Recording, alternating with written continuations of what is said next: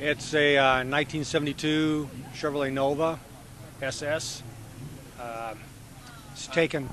It's taken about 2 years to build. It had 396 in it originally. I knew when I got the car that the 96 was not going to stay in there much longer. So we ended up putting a 502 crate motor from Chevrolet in it with tunnel ram. And then I always wanted a blown car for the street. So about a year later, we ended up taking the tunnel ram off and putting the blower on it, 871 blower. It has a Ford 9-inch Currie third member. It's 4-linked. Coilover Coneys, 35 spline strange axles. Turbo 400 with all B&M hard parts. 3500 stall Continental converter. It's all back halved. It runs on pump gas, so I didn't want to run out of gas somewhere and make sure I always had able to get gas. It's got a nitrous on it. It's 200 shot of nitrous. The motor's putting out somewhere between 850 and 900 horsepower.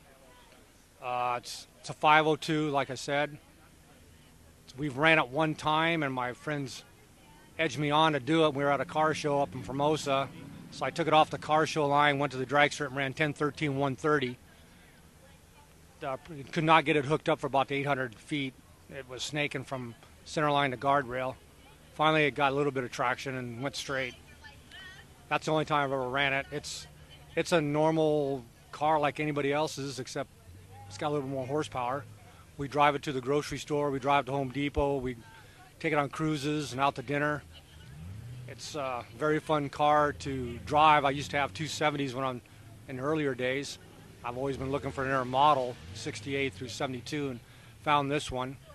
It's no, it's pretty much all done. There's little things you can do to make it better or make it more interesting to other people, because they always ask me, why did I do this or why did I do that? And I always come back when I say, well, if I hadn't done it, you wouldn't have asked the question.